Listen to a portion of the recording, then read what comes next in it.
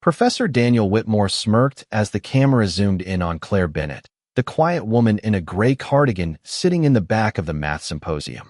"You think you found a shortcut to an impossible equation?" he mocked while students laughed and pulled out their phones.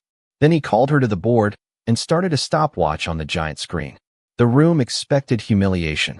Instead, Claire solved the equation in just 17 seconds. Silence crashed through the lecture hall. A stunned MIT professor suddenly stood up and whispered, "Wait, Claire Bennett, the missing math prodigy?" Whitmore's face went pale as the live stream chat exploded, and Claire slowly turned back toward the board. Professor Daniel Whitmore believed intelligence belonged to people like him, polished, celebrated, and standing beneath bright lights in front of applauding crowds. But in less than 17 seconds, a quiet woman in a faded gray cardigan was about to destroy that illusion in front of thousands watching live across America. The mathematics symposium at Redwood National University shimmered with prestige that Saturday morning. Crystal chandeliers reflected against marble walls while rows of graduate students filled the massive lecture hall with nervous excitement. Cameras from academic media channels hovered near the stage, broadcasting the event live to universities across the country. At the center of it all stood Professor Daniel Whitmore, the most famous mathematician on campus and a man who carried arrogance like it was part of his tailored Navy suit. His silver hair was perfectly combed, his voice smooth and commanding as he addressed the audience from beneath the glowing stage lights. "Today," he announced confidently, "we explore a mathematical paradox that has remained unsolved for 8 years.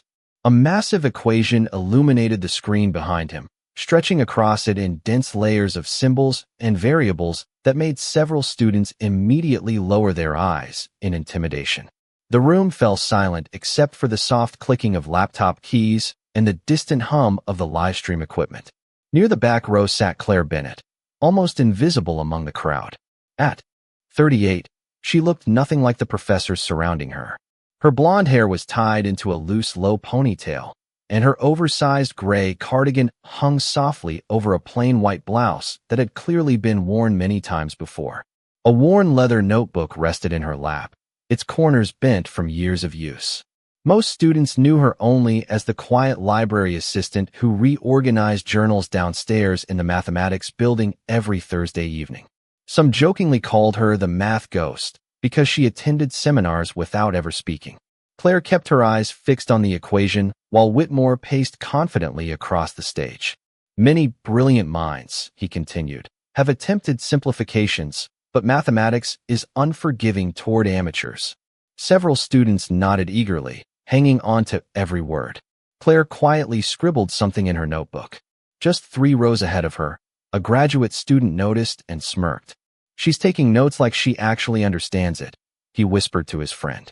A soft ripple of laughter followed. Claire heard it. She always heard it, but she said nothing. Whitmore continued explaining his framework with dramatic precision, writing formulas across a digital board while cameras zoomed closer. Then suddenly, Claire's eyes narrowed. Her fingers stopped moving. Something was wrong. Very wrong. She stared at one section of the equation and felt a familiar tightening in her chest, the same feeling she used to get years ago when patterns revealed themselves before anyone else could see them. Whitmore reached step 4 of the proof and smiled proudly. "And this transformation eliminates all instability within the boundary conditions." Claire looked down for a moment, hesitating. The room remained captivated by Whitmore's confidence. She could have stayed silent. That would have been easier. But then, almost against her own instincts, Claire slowly raised her hand. The movement was so unexpected that even nearby students turned immediately toward her. Whitmore paused mid-sentence. His eyes locked onto the quiet woman in the back row, and an amused smile slowly spread across his face. The amused expression on Professor Whitmore's face deepened as the entire lecture hall turned toward Claire Bennett. For a moment, nobody spoke. The only sound came from the faint buzz of the livestream cameras and the distant tapping of rain against the tall glass windows overlooking the university courtyard. Whitmore adjusted the microphone clip to his jacket and leaned slightly forward, staring at Claire as though she had interrupted a sacred ceremony. "Yes?" he asked, drawing the single word out slowly. A few students already looked embarrassed for her. Claire lowered her hand halfway, but forced herself to speak. I think the transformation in step 4 creates a contradiction with the boundary conditions, she said quietly. The room froze. Then came the whispers. Small at first. Confused. Amused. Several graduate students exchanged looks, while one young man in the front row let out a short laugh he tried unsuccessfully to hide. Whitmore blinked twice, almost unable to believe what he had just heard. "Excuse me," he replied. Claire swallowed carefully. The instability is not fully eliminated. The substitution creates a recursive inconsistency if the variables are expanded beyond the standard constraint model. Silence crashed into the room again, heavier this time. A few professors sitting near the front slowly turned in their seats to get a better look at the quiet woman in the gray cardigan. Whitmore's polished smile hardened around the edges. "And your name is?" he asked. "Claire Bennett." "Miss Bennett," Whitmore repeated, pacing slowly across the stage. "Which department are you representing today?" Claire hesitated for only a second. "I work in the university library." The reaction was immediate. A ripple of laughter swept through the hall like a wave moving across water. Someone near the back muttered, "No way." Another student quietly whispered, "The librarian is correcting Whitmore." Phones began lifting into the air. Several students started recording. Whitmore gave a slow nod while folding his hands behind his back. "I see," he said smoothly. "So the library staff is now peer-reviewing advanced theoretical mathematics." More laughter followed. Claire felt heat rise into her cheeks, but she kept her posture steady. She had experienced moments like this before. Rooms where people decided who mattered before hearing a single complete sentence. Whitmore glanced toward the live stream camera and smiled confidently. "Ladies and gentlemen," he announced, "this is precisely why mathematics remains such a fascinating discipline. It inspires curiosity in everyone." His tone dripped with polished condescension. The audience chuckled again. Claire looked down at her notebook, already regretting speaking at all. But then Whitmore stopped pacing. A thought had entered his mind, sharp and cruel beneath the surface charm. He turned toward the digital board behind him. "Actually," he continued, "perhaps this could become an educational moment." The room immediately quieted. "Miss Bennett," he said, gesturing toward the massive equation glowing across the screen. "Since you believe there is an inconsistency in my proof, maybe you would like to demonstrate your correction for us." A wave of nervous anticipation swept through the hall. Claire's fingers tightened around her notebook. "I did not mean to interrupt," she said softly. "I only noticed something unusual." Whitmore smiled wider. "Then by all means," he replied. "Please enlighten us." Several students laughed openly now. One young woman near the aisle covered her mouth, already sensing where this was going. Claire slowly looked toward the front of the room. The distance to the stage suddenly felt impossibly long. Above her, the live stream cameras adjusted position with a mechanical hum, zooming in closer. Whitmore stepped aside beside the glowing equation and folded his arms confidently. "Take your time," he said. "We are all very curious to see how this ends." Claire Bennett remained frozen in her seat as hundreds of eyes stayed locked on her. The lecture hall felt colder now, heavier somehow, as if the entire room had already decided how this moment would end. Professor Whitmore stood near the glowing equation with complete confidence, his expression calm and patient in the way powerful people often looked when they believed they controlled every possible outcome. Several students leaned sideways into the aisle to get a better view of Claire. More phones appeared above heads. One graduate student quietly whispered, "This is going to be painful." Another smirked and replied, "He is about to destroy her." Claire heard every word. Her fingers tightened around the worn notebook resting in her lap. For a brief moment, she considered standing up and leaving the hall entirely. Nobody would stop her. Nobody would care. But then her eyes drifted back toward the equation on the giant screen, and that same unsettling feeling returned. The flaw was still there, clear as daylight. Whitmore folded his arms. "Miss Bennett?" he asked with exaggerated politeness. "We are waiting." Soft laughter rippled through the audience again. Claire slowly stood from her seat. The movement immediately changed the energy in the room. Students straightened forward. Several professors exchanged curious glances. Even the live stream camera nearest the stage adjusted position to follow her. Claire stepped carefully into the aisle, clutching her notebook against her chest as she began the long walk toward the front of the lecture hall. Her shoes echoed softly against the polished floor. The silence that followed her felt sharp enough to cut through glass. Whitmore watched her approach with the relaxed amusement of a man convinced he was moments away from proving a point. "Please," he said as she reached the stage, extending one hand dramatically toward the equation behind him. "Show us the inconsistency." Claire hesitated beneath the bright stage lights. Up close, the equation stretched across the enormous digital screen like an impossible maze of symbols and transformations. Most students in the room could barely follow half the proof. Whitmore had spent nearly 40 minutes constructing it piece by piece. Claire looked toward the audience. Rows of faces stared back at her with open skepticism. Some smiled impatiently. Others already looked embarrassed on her behalf. Near the front row, a young professor from Massachusetts Institute of Technology narrowed his eyes with growing curiosity. He had stopped smiling several minutes ago. Whitmore reached into his jacket pocket and removed his silver stopwatch. "Since we all have busy schedules," he said smoothly, "perhaps we should keep this efficient." A few students laughed again. Claire lowered her eyes briefly. She remembered another room many years earlier. Another stage. Another audience waiting for her to fail. Her father's voice seemed to echo somewhere deep in her memory. "Patterns do not care who discovers them, Claire. Truth remains truth no matter who speaks it." Whitmore clicked the stopwatch once. The sharp sound cracked through the hall like a judge's gavel. "Whenever you are ready," he said. Claire stepped closer to the board. Her breathing slowed. The laughter behind her began fading into distant noise. The equations no longer looked impossible.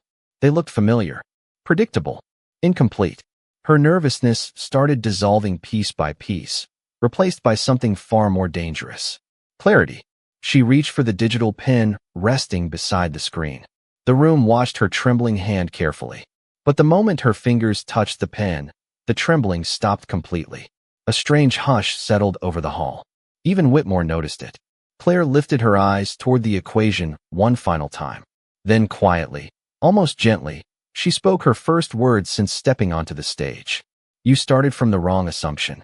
The atmosphere inside the lecture hall shifted the moment Claire Bennett spoke those 6 quiet words. "You started from the wrong assumption." The laughter disappeared almost instantly. Professor Whitmore's confident smile remained on his face, but something behind his eyes tightened slightly. He had expected nervous rambling, confusion, maybe even tears. He had not expected calm. Claire stepped closer to the glowing screen, studying the equation while the digital stopwatch continued running silently in Whitmore's hand. Every camera in the room focused on her now. Thousands of live-stream viewers watched the quiet library assistant stand beneath the enormous mathematical proof that had intimidated some of the brightest graduate students in the country. Whitmore gave a short, amused laugh. "Well," he said smoothly, "that is certainly a bold statement." Claire did not look at him. Her eyes stayed fixed on the equation. "The recursive collapse begins here," she said softly, lifting the digital pen toward the 4th transformation. "You eliminated instability too early." A low murmur swept through the audience. Several students frowned at the screen, trying desperately to follow what she meant. Whitmore folded his arms tighter. "That instability was mathematically resolved in the previous step," he replied. Claire nodded once. "Only if the original assumption is symmetrical." Silence. A professor near the front slowly leaned forward in his chair. Whitmore's expression sharpened. "And you believe it is not?" Claire finally turned toward him. "It cannot be," she answered calmly, "because your expansion introduces an asymmetrical feedback condition in the lower variable set." The room went completely still. Even the faint sound of typing had stopped. Whitmore blinked once, then smiled again, though this time the confidence looked more forced. "Interesting theory," he said. "Please continue." Claire raised the pen and began writing. The movement was smooth and immediate, almost startling in its certainty. Symbols appeared across the digital board in quick, elegant motions. She rewrote part of Whitmore's proof without hesitation, simplifying sections that had taken him nearly 20 minutes to explain earlier. A graduate student whispered under his breath, "How is she doing that so fast?" Another student lowered his phone slowly, no longer smiling. Claire kept writing. Her cardigan sleeve brushed softly against the glowing screen as lines of equations unfolded with impossible precision. There was no pause, No uncertainty. It felt less like she was solving the problem and more like she had already seen the answer long before entering the room. Whitmore's posture shifted subtly beside her. He was no longer relaxed. His eyes moved rapidly between Claire's calculations and the original proof behind them. For the first time all afternoon, he stopped performing for the audience. The young professor from Massachusetts Institute of Technology stood slowly from his seat without even realizing he was doing it. His face had gone pale with concentration. Claire moved to the final section of the equation. The hall remained frozen in absolute silence except for the soft tapping of the pen against the board. Then suddenly she stopped. One final symbol rested glowing at the bottom of the proof. Claire lowered the pen carefully. "There," she said quietly. Nobody moved. Whitmore stared at the board. His mouth opened slightly, but no words came out. Several students looked back and forth between the two equations, trying to understand what they had just witnessed. Then the professor from Massachusetts Institute of Technology spoke for the first time, his voice barely above a whisper. That shortcut should not exist. A chill spread through the room. Whitmore grabbed the digital tablet from the podium and began scanning Claire's work line by line. His breathing slowed. The confidence draining from his face became impossible to hide. Claire stepped away from the screen and clasped her hands quietly in front of her. She did not smile. She did not celebrate. She simply waited while one of the most respected mathematicians in the country realized, in front of everyone watching live, that the quiet woman he mocked had just dismantled 8 years of his research in less than half a minute. Professor Whitmore continued staring at the digital board as though the symbols in front of him had suddenly changed languages. The lecture hall remained trapped in a silence so deep that even the cameras seemed afraid to move.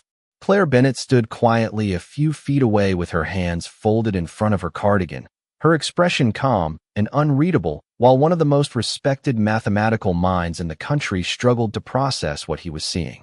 Whitmore zoomed into the equations again using the tablet in his trembling hand. His eyes moved rapidly from one transformation to the next. Every attempt to locate a mistake only pushed him deeper into realization. Claire's correction worked. Worse than that, it simplified the entire framework with devastating elegance. A graduate student near the center row finally whispered what everyone else was thinking. She solved it. The words spread softly through the room like electricity. No way. That cannot be real. Did she actually fix the paradox? Live stream comments exploded across the giant monitor beside the stage faster than moderators could control them. Thousands of viewers flooded the feed with disbelief. Who is she? This cannot be happening. She just destroyed his entire theory.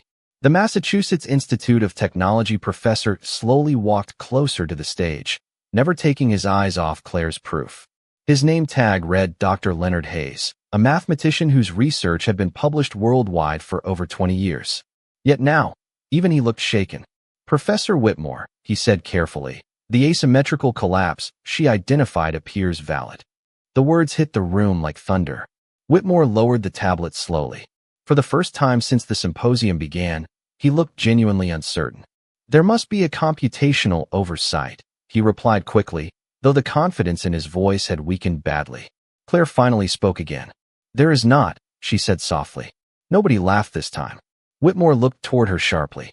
Claire stepped closer to the screen and pointed toward the lower sequence of variables. You forced stability by compressing the recursion too early, she explained calmly. But the instability never disappeared. It simply moved beneath the visible framework. Several professors immediately began typing frantically into laptops. One older mathematician removed his glasses entirely, staring at the board with stunned disbelief. Dr. Hayes looked at Claire more carefully now, studying her face as if trying to remember something buried deep in his memory. Where did you learn this approach? He asked quietly. Claire hesitated.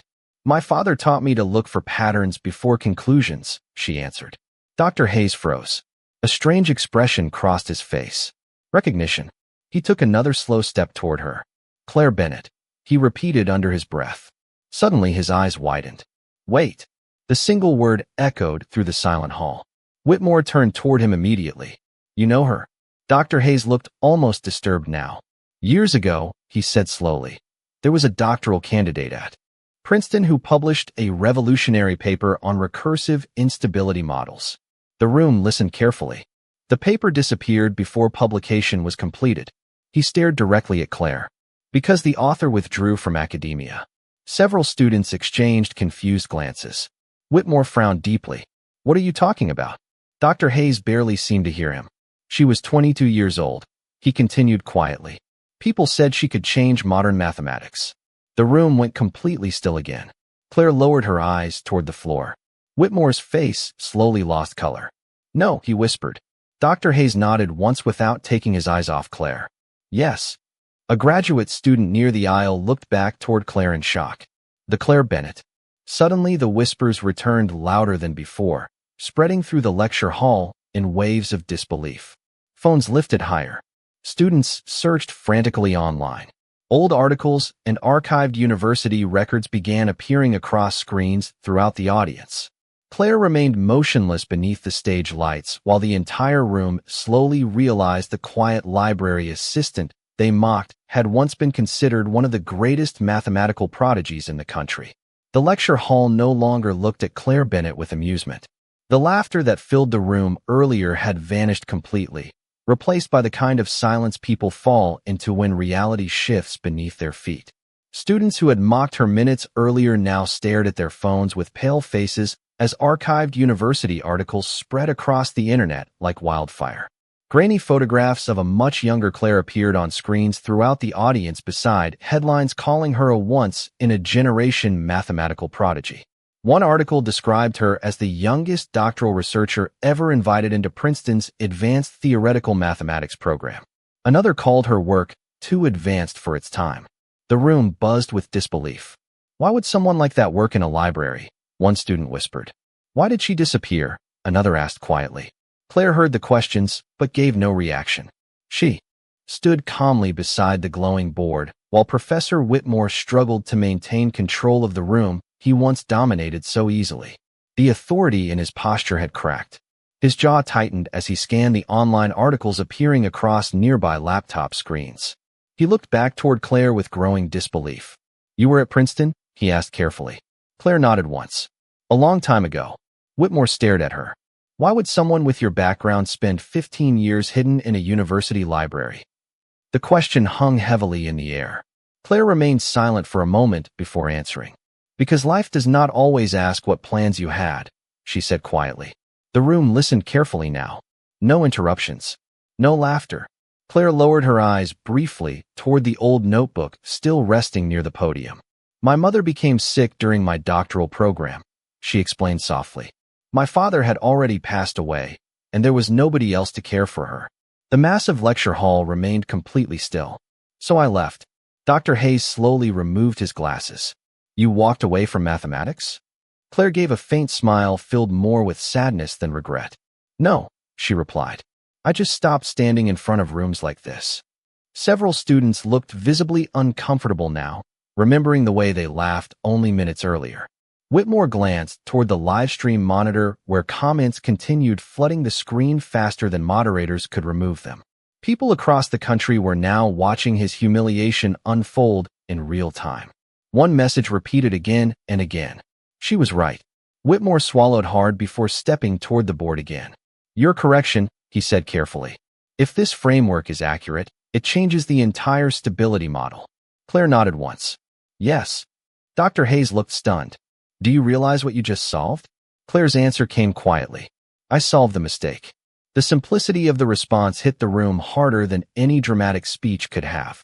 Whitmore lowered his eyes toward the equation. For years he had built his reputation around proving this paradox unsolvable under standard conditions. Academic journals, conferences, interviews. All of it rested on the complexity of the problem standing behind him. And now a woman he publicly mocked had dismantled it in front of the entire mathematical community in less than half a minute. A graduate student near the back slowly began clapping. The sound echoed awkwardly through the silent hall. Then another joined in. And another. Within seconds, the entire lecture hall erupted into applause, so overwhelming it thundered against the marble walls. Yet Claire Bennett did not react the way anyone expected. She did not smile proudly. She did not raise her hands in victory. She simply picked up her worn notebook from the podium and stepped away from the board as if she had finished an ordinary conversation.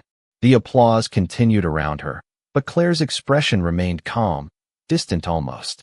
Because while the room had just discovered who she used to be, nobody there yet understood the real reason she disappeared from mathematics all those years ago.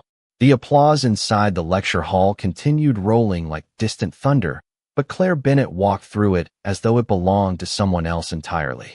Students moved aside instinctively as she stepped down from the stage, clutching her old leather notebook against her chest. Many of the same people who had laughed at her less than an hour earlier now stared at her with stunned admiration, unsure whether to speak or remain silent. Some lowered their phones in embarrassment. Others quickly deleted messages they had posted online mocking the quiet woman in the gray cardigan. Professor Whitmore remained near the glowing board, still frozen beneath the harsh white stage lights while fragments of his shattered authority drifted through the room around him. The equation behind him no longer represented brilliance. It represented the moment everything changed. Dr. Leonard Hayes stepped down from the front row and approached Claire carefully. Unlike the others, there was no excitement in his expression now, only regret. "Claire," he said softly, "people searched for you for years." Claire stopped walking but did not turn around immediately.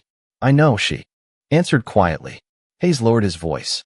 "When you disappeared from Princeton, there were rumors everywhere. Some people thought another university recruited you in secret. Others believed you had a breakdown from academic pressure." Claire finally looked toward him. People usually invent dramatic stories when the truth feels too ordinary. Hayes frowned gently. Taking care of your mother was not ordinary. For the first time all afternoon, emotion flickered across Claire's face. Small, controlled, but real. "She had early onset dementia," Claire said softly. "By the time I left Princeton, she no longer remembered my research anyway." The surrounding students fell completely silent again. Even Whitmore slowly lifted his eyes from the board to listen. Claire continued walking toward the back exit of the hall, while Hayes followed beside her. "You could have returned after she passed," he said carefully. Claire gave a faint smile without humor. "Do you know what happens when you disappear from academia for 15 years? Hayes said nothing. "You become invisible," Claire replied. "And after a while, people stop asking questions." Behind them, Whitmore finally stepped away from the stage. His polished confidence was gone now, replaced by something far less comfortable. Shame. He walked slowly toward Claire as the entire room watched him carefully. Earlier that afternoon, he had used her as entertainment. Now every eye followed him to see whether he would acknowledge what he had done. Whitmore stopped several feet away from her. For a moment, he seemed unable to find words. "Miss Bennett," he began quietly. Claire turned toward him calmly. Whitmore swallowed once before continuing. "I owe you an apology." Nobody in the room moved. The famous Professor Daniel Whitmore, a man known across the academic world for his arrogance and pride, stood humbled in front of the woman he mocked publicly. "I made assumptions about you," he admitted. "And I was wrong." Claire studied him silently for a moment. Then she surprised everyone. "Yes," she said gently. "You were." No anger. No cruelty. Just truth. The simplicity of her answer hit harder than humiliation ever could. Whitmore lowered his eyes briefly. Around them, students watched in complete silence while live stream comments flooded faster than anyone could read. Some called Claire a genius. Others called her a legend. But the most repeated comment appearing across screens throughout the hall was much simpler. Never judge quiet people. Claire adjusted the strap of her worn notebook and looked toward the exit doors at the back of the lecture hall. Outside, evening rain slid softly down the university windows while distant thunder rolled across the darkening sky. She could have stayed. She could have accepted praise, interviews, invitations, attention. Instead, she simply nodded politely to Dr. Hayes and continued walking toward the doors. Because what nobody in that room understood yet was that Claire Bennett had not come to the symposium to prove she was brilliant. She came because buried somewhere inside Professor Whitmore's equation was a pattern she recognized instantly, a pattern connected to the final unfinished work her father left behind before he died. Rain hammered softly against the towering windows of Redwood National University as Claire Bennett reached the exit doors at the back of the lecture hall. The applause behind her had finally faded, replaced by low whispers and the frantic clicking of keyboards as students and professors searched every corner of the internet for traces of the woman who had just rewritten one of modern mathematics' most frustrating paradoxes. Claire placed one hand on the cold metal door handle, ready to leave quietly the same way she had entered. Wait. Professor Whitmore's voice stopped her. It sounded different now, smaller somehow. Claire turned slowly as the entire hall watched from their seats. Whitmore walked toward her carefully, no longer carrying himself like the untouchable authority figure who had stood proudly on stage earlier that afternoon. His tie hung slightly loose now, and the sharp confidence in his expression had disappeared completely. In its place sat something unfamiliar to him. Humility. You said my equation reminded you of your father's work, he said quietly. Claire studied him for a moment before nodding. Once. Dr. Hayes looked sharply toward her. Your father was Thomas Bennett? He asked, stunned. Several older professors immediately reacted at the name. One gasped softly under her breath. Another slowly lowered his glasses in disbelief. Claire looked down briefly before answering. Yes. A hush swept across the lecture hall. Thomas Bennett had once been considered one of the most brilliant theoretical mathematicians of his generation, a man whose research into recursive systems had nearly transformed modern computational modeling before his sudden death over 2 decades earlier. His final work had never been completed. That is impossible, Whitmore whispered. I studied Bennett's theories in graduate school. Claire gave a faint, sad smile. Most people studied fragments, she replied. I lived with the unfinished version sitting on our kitchen table for years. Nobody moved. Rain continued sliding down the giant windows behind her while distant thunder rolled softly outside.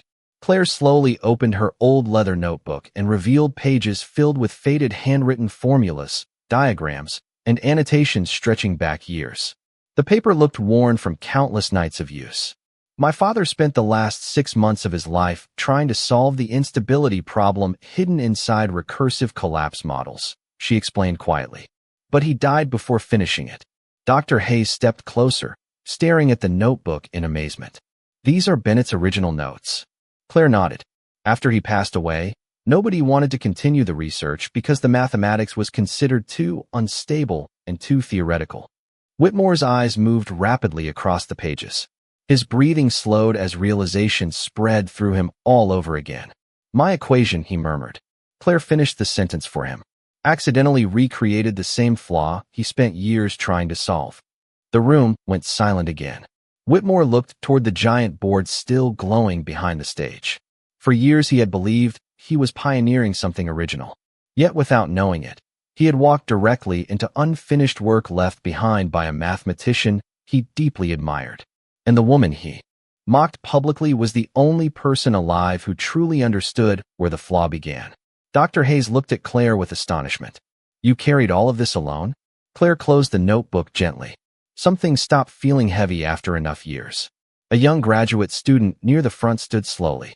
Why did you never come back to mathematics? He asked quietly. Claire looked around the room filled with prestigious professors, expensive suits, polished confidence, and people desperate to be recognized as brilliant. Then she gave the simplest answer of all. Because after my father died, she said softly, I learned there is a difference between loving knowledge and needing applause. The room fell completely still. Even the live stream chat seemed to slow. Professor Whitmore lowered his eyes in silence while Claire Bennett opened the door behind her. Cold evening air drifted softly into the lecture hall as she stepped into the rain, leaving behind a room full of people who would never again look at quiet strangers the same way.